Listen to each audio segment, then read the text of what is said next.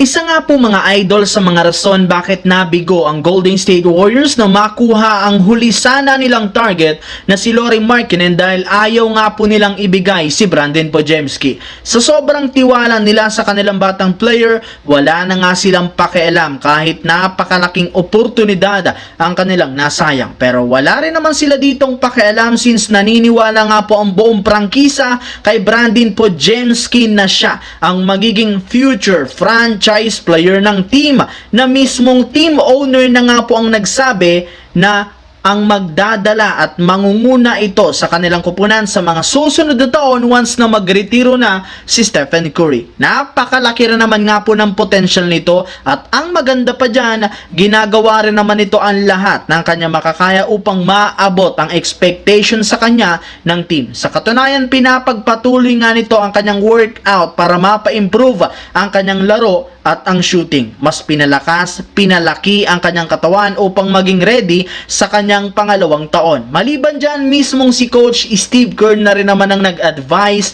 kay Podziemski na tumira ito ng 8 hanggang sa 10 3-pointer since wala rin naman siyang kaagaw sa kanyang posisyon at role matapos umalis si Klay Thompson. Samantala, madali nga pong kumalat sa social media ang inilabas na 4-team blockbuster trade ng Bleacher Report para sa Lakers upang matupad at matuloy nila ang kahilingan ng mga fans na makuha si Stephen Curry. Ngunit para mangyari ito, kailangan muna nga pong makipagtulungan sa kanila ang mga teams ng Brooklyn Nets at Detroit Pistons. Well, dito nga po makukuha ng Warriors sina Austin Reeves, Ben Simmons, 2 unprotected first round pick. Masusungkit rin naman ng Nets sina D'Angelo, Rui Hachimura at Jalen Hood-Schifino. Makukuha rin naman ng Pistons sina Dennis Schroeder at 2 future round pick. Habang ang Lakers naman makukuha si Stephen Curry at may kasamang $3.9 million.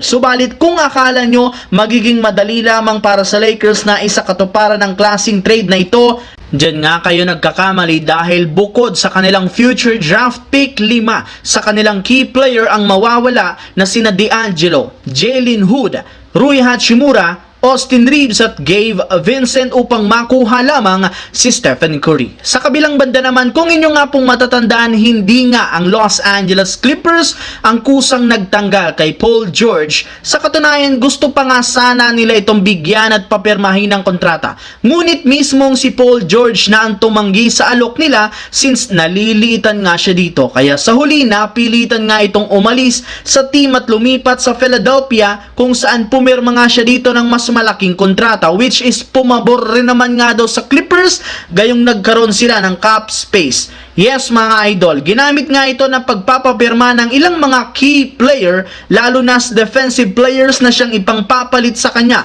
Ngunit dahil malaking pagbabago ang ginawa nila, hindi na nga po nakakabigla bakit mas dumami pang lalo ang mga duda ngayon sa kanilang team. Subalit ayon kay Coach Ty Lue, hindi rin naman niya masisisi ang mga tao kung hindi sila maniwala sa kanila since ngayong offseason napakalaking kawalan ang isang Paul George. Sadyang bilang isang head coach, hindi nga siya makapaghintay na patunayan na kaya pa rin nilang manalo sa mga susunod na laro.